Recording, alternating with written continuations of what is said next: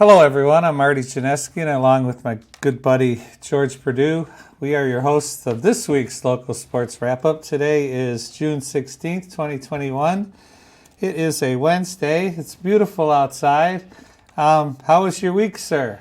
Good. I mean, everything kind of winded down. School's done. Celebrate for George. Which was nice, and I think celebration for a lot of kids. Maybe not parents, but because I know my kids are home now too, but it's just something that, try to enjoy this time. Kept telling my kids last week, just kind of take a breather for a little bit. But then sure enough, we were talking before we came on, all the summer workouts and stuff are starting for sports. So I don't know if these kids really, truly get away from everything, but it's good to be done for a little bit. I was driving by the school. I had to drop something off there the other morning, and the kids were already out on the football field throwing that giant tire around, and it looks like it takes about 3 of them at a time to pick that up.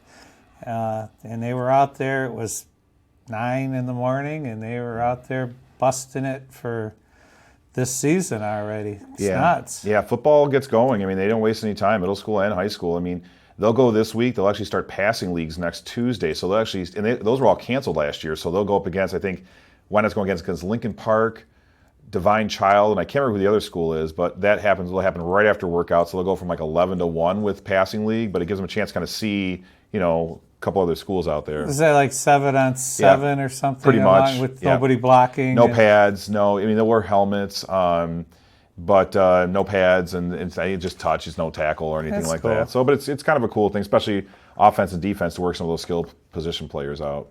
Interesting. So. Speaking of football, I read today that River Rouge is going to open the season. They're going to open the season. What's that game so called? It's that Zenith Prep Football Classic, and they're playing at Wayne State. Nice.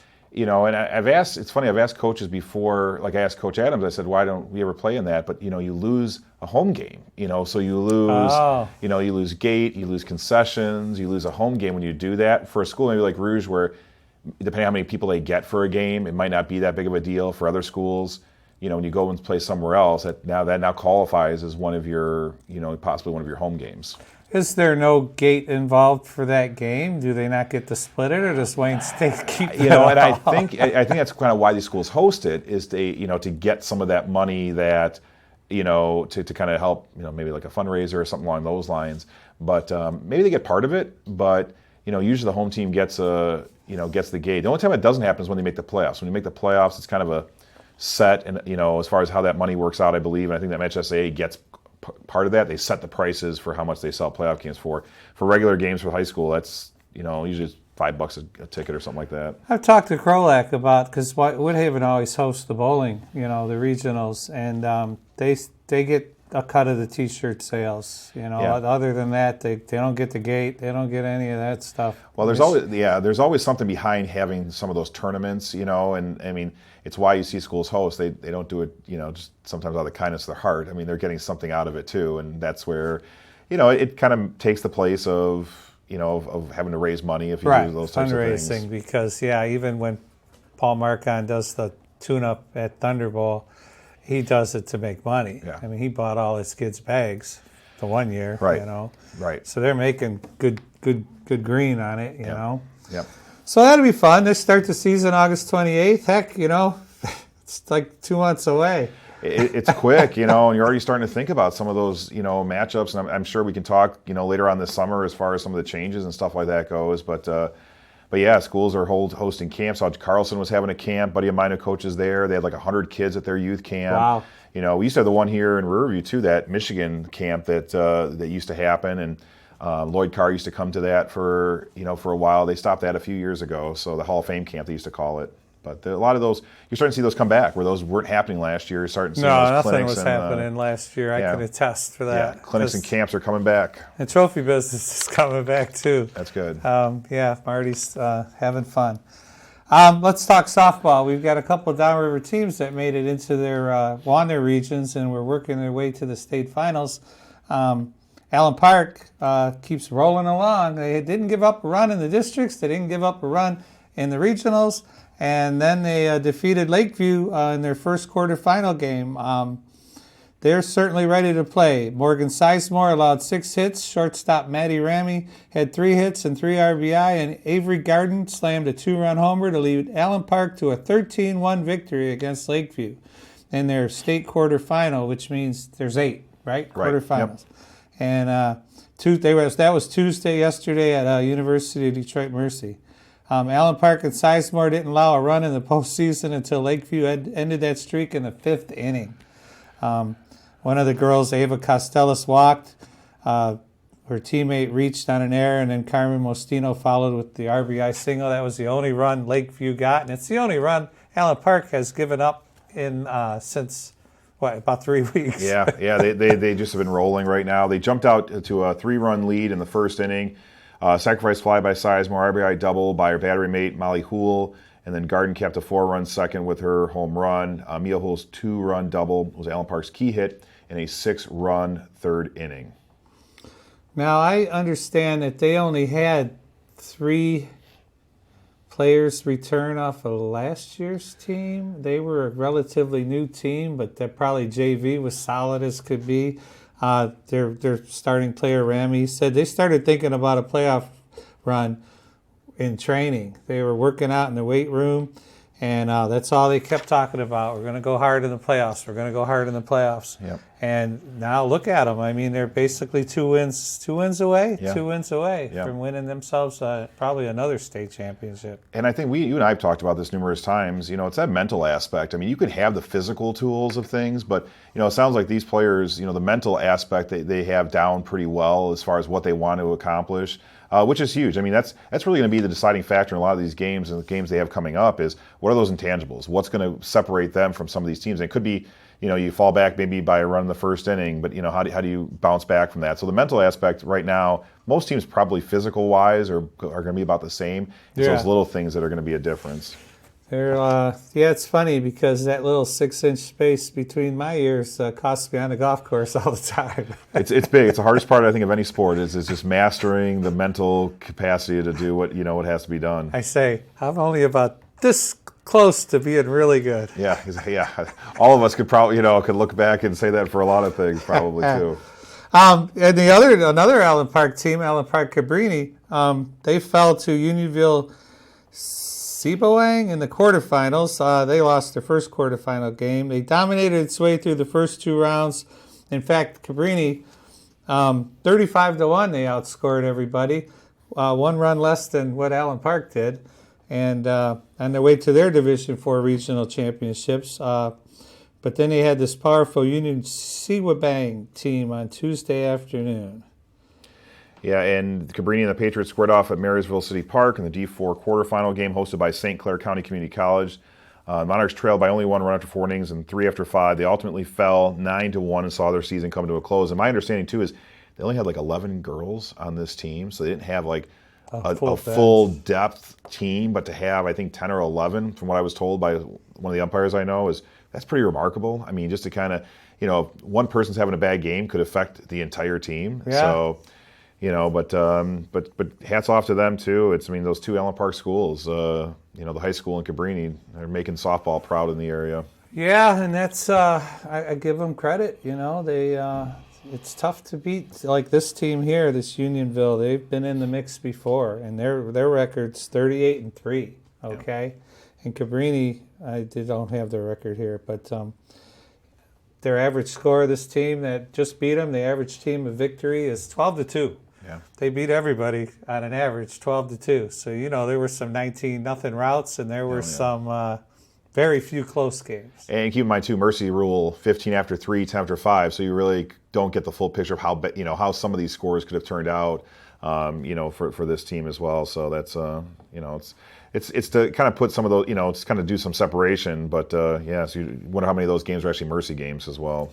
Probably a bunch. Yes. That 12-2 average was. Absolutely. Let's go to golf. That 6-inch space between my ears. Grosedale's Anthony Naso finished runner-up in the D3 boys golf state meet. He tied for second, which was held Friday and Saturday at Grand Valley State University. Naso wrapped up with a 2-day score of 145. The juniors shot a 70 on Friday and a 75 the second day. and was behind only P.J. Maybank of Sheboygan, who shot 135, and that's 10 strokes. He led by 10 strokes. Pretty good scores. I've never golfed that. I'm not really a golfer, but 70 anytime you can shoot par. Yeah, and I'm sure that whatever course they're using obviously must be collegiately used as well if Grand Valley's using that. So pretty good course out there. The Red Devils placed sixth as a team with a score of 650. They were just behind Gabriel Richard by 1 stroke, Grosse Pointe University of Liggett by 1 stroke, and the year's D3 champion was Grand Rapids Catholic Central, and they had a combined score of 623. So it's some pretty good weather. I mean, the weather would have been pretty warm, but that's pretty good scores there for those teams. I played in an outing Saturday here. It was nice. Yeah, it was nice. Got to play with my kids. That PJ, that name, me and Ken, when we were doing the show a year ago, they had some sort of junior tournament at TPC. And that kid won his age group, that P.J. Maybank of Sheboygan. Yeah, so he must live, breathe, golf. Yeah, travel, do it, probably, all the time, playing a lot of like... It was like the AA, it was like the basketball AAU, it was some sort of golf event at TPC in Michigan, and this kid won his age group too. The one other team that got into the quarterfinals is Gabriel Richard. They played in a Division III quarterfinal for the second time in as many seasons on Tuesday, yesterday, one of the 3 area teams still remaining in the softball playoffs. They did battle with Clinton at Concordia University in Ann Arbor, and I will say, Concordia University, that is a nice facility. Yep. Right outside of U of M, and I'm sure there's some U of M money being spent there. Absolutely. Unfortunately for the locals, they found themselves in an early hole they could never fully climb out of. Richard saw its season come to a close with a 4-2 loss to the Redskins. It was a pitcher's duel. Each team rallied or tallied just 4 hits. Richard, which had a record of 19-16, did not pick up their first knock until the 5th inning when Ali Reyna lit it off with a double. By then, though, they found themselves trailing 3-0 against Clinton, and Clinton was 34-7. So, some another one of those things that Richard made it that far at 19-16. Yeah, is kind of impressive, seeing that they're a 500 team basically, and they just beat the right teams at the right time. And again, you run into a buzzsaw like Clinton, 34-7, and they're probably only losing to some other buzzsaws up in that area. A lot of the kids, they get them. That's all they're doing. You'd love to have the multi-sport athlete, but it's getting more sports specific, I guess. Yeah. And I hate to see that. I hate to see that so much. Yeah, we've, Coach George Flipiak and I, we share a room next door. He's basically runs special teams and does a lot of the lifting and stuff for all the programs in Wyandotte. And you don't see it that much anymore, that 3-sport athlete. And it was interesting. We started about 3 years ago with this Iron Bear Award for kids that play 3 sports, and their names are plaqued now right outside the athletic office. And every year, seeing less and less kids' names, on that. I think we maybe had 50 or 60 kids total, and that, I'm curious to see what it would be this past year. But, it's a thing to recognize because it was not uncommon where everybody played 3 sports 20, 30 years ago. Oh. And now it's, but you didn't have, football didn't start till August.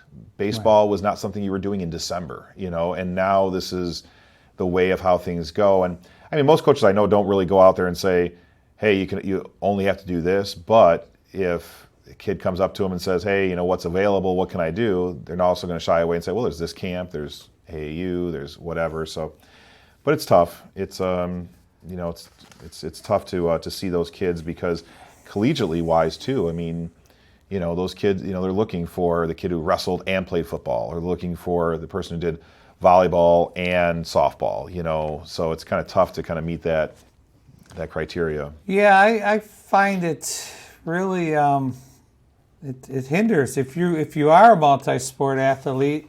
The travel teams shy away from you. Let's say travel softball. Well, she can't make it. She's playing volleyball. We have twice a week. We hit in this basement. In the middle of December, like you say.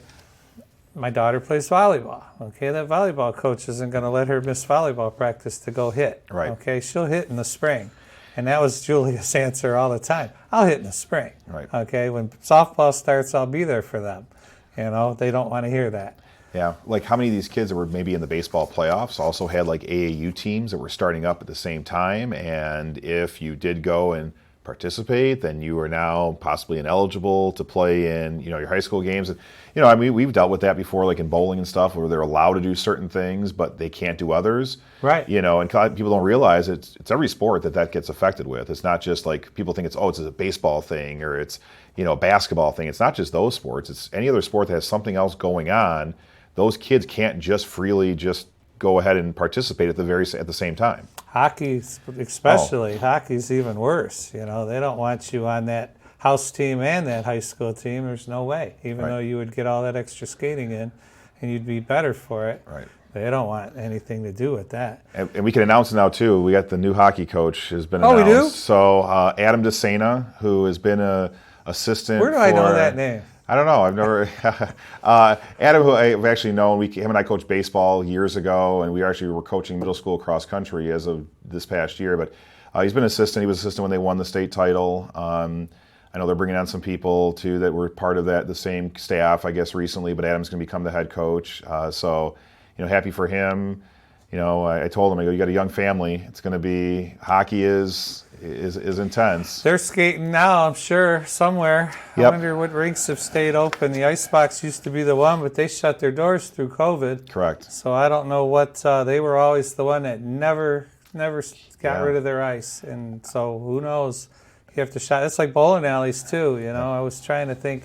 I know Score Lanes is open because I've bowled about 9 games now, building up my endurance for the big Vegas tournament coming up. Probably just them and Thunderbolt, right? I mean, they're open. Thunderbolt, Score, but that might be. I mean, there's not many. I don't think Biddle has 3 leagues. They have Okay. a Monday, Wednesday, and a Friday league, and they're like mixed leagues. But I don't know about Indian. Every time I go by there, they're closed. Yeah. And I don't know if they've ever been open. And the other one by me. What's the one right by me where I work? Roosevelt? Roosevelt. I'm drawing a blank. That's what happens when you get old. Yeah, they're closed for good. I mean, they don't even open in the summer. Yeah. Not even weekends or any of that stuff. So I don't blame them. Yeah. But what else we got to talk I think about? we got some stuff here. What's going on at Copeland Center? Oh, yeah, the Copeland Center's reopening. Everybody's slowly reopening. There was a huge, what do they call it? The Pig Fest or whatever? Yeah, barbecue on Barbecue, on yeah. Biddle, And I went to that a couple years ago when all the trucks are out serving their stuff, and then it was a blowout this year. I mean, I guess it was packed with people, and the bars around here enjoy that. Yeah. I didn't make it. I don't know why we didn't make it. We kind of planned on going out there. But it was good. It's good to see people out, and it was a big hit.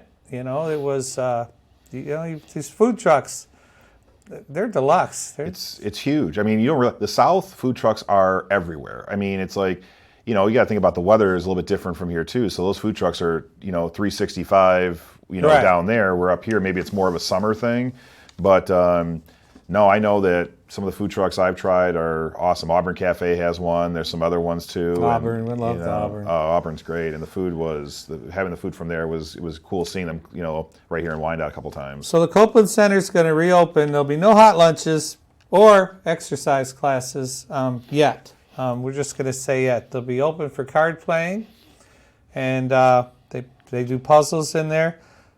Slowly, the doors, everything. Give it time, but. Big announcement for everybody out there. We need someone that can run the bingo machine. No one knows how to run the bingo machine, and the one person passed away, and somebody else can't do it at the moment. He's just inconvenienced, and so somebody's got to learn it. There'll be frozen meals on wheels, but no hot meals in the hall. So you'll be lining up for your food there. The bingo machine. I don't have time. I think Calvin Johns, one of my former students, he would do a great job with it. I think so too. Calvin's listening to this now. I know he's one of our loyal followers, so yes. I know that he would be great at doing. He's got a voice. I think he would be perfect for doing the bingo, and I would train him. I mean, I may have the voice, I just don't have the time to be able to do that. So, Calvin, if you're listening out there, I think you'd be great at it. He might meet Miss Right, too. Who knows? Yep, you never know.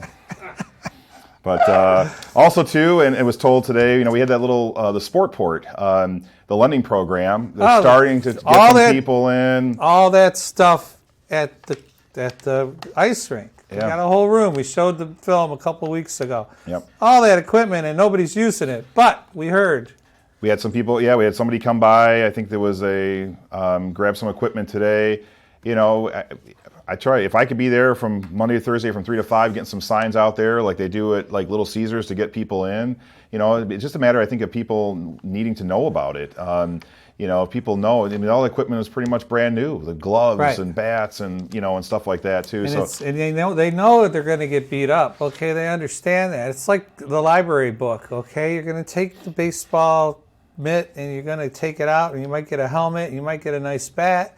Hockey nets, put in your driveway and beat the heck out of it, and then you get to turn it back in.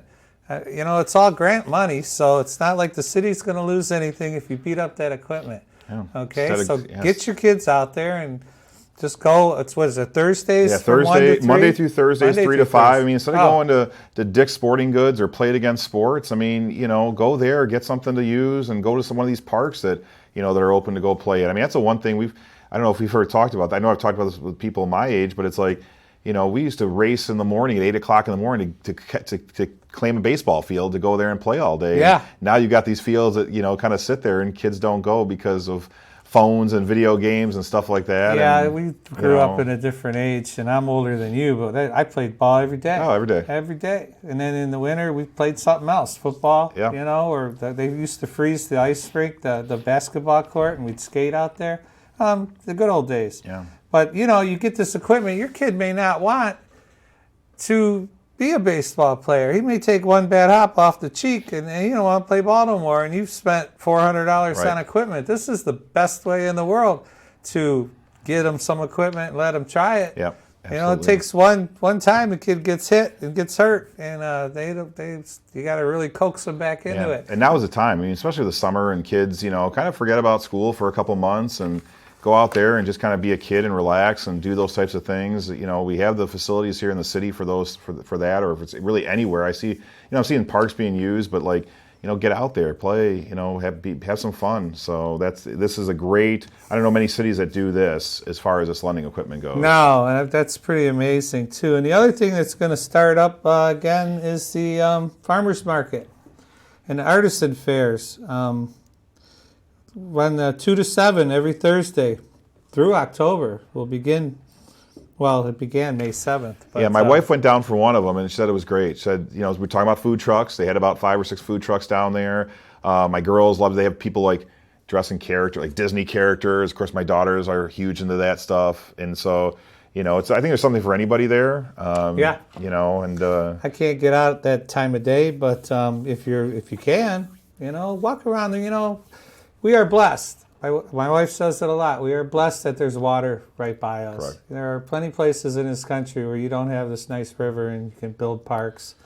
And Chicago's got that trail, goes 20 miles either way around the lake. Yep. It's a great thing. When I'm back in my rollerblading days, we would do that trail. Yeah. Now I just sit down and watch everybody go by. That's good too. Just kind of enjoy yourself. And with the street fair coming back and that now being back too, and we were talking, you're starting to see the kickoff of some summer festivals.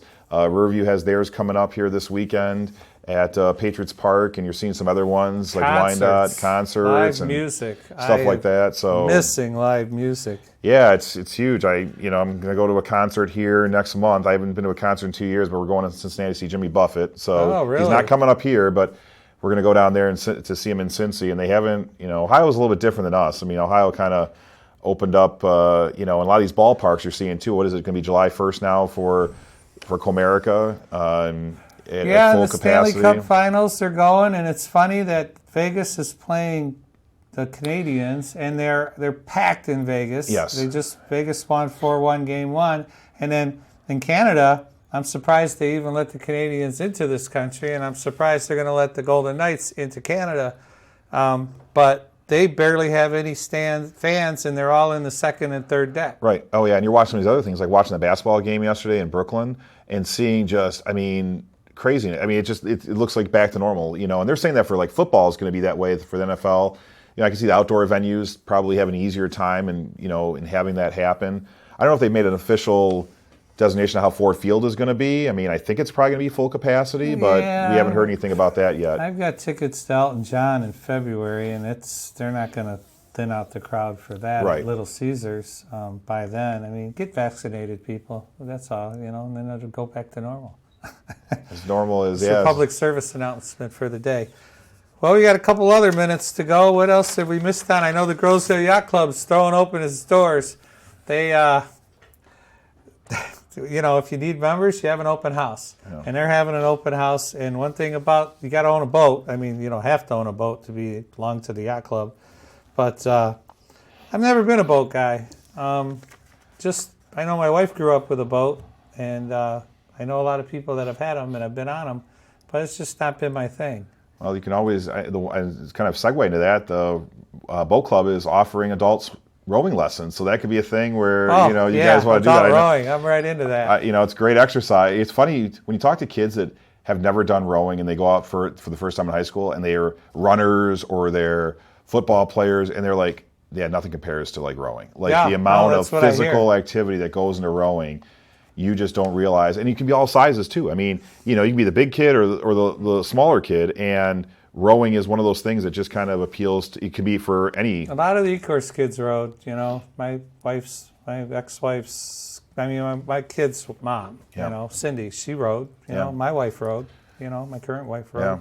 Hey, all the e-course kids rowed a lot. E-course was huge. Like my grandma graduated in almost like 1940 something, but you know, and you go back and look, and they were like not even just like in this area, but like nationwide. I mean, E-course was one of the best rowing schools in the area. Wyandotte was up there, but for a long time, nobody could touch E-course as far as how good they were. But it was like you said, being close to this area. That's what close to the water. That's what does it. Close to the water. Get a hold of us. localsportswrapup@gmail.com. We are. This half hour really flies when you're having fun, which is good.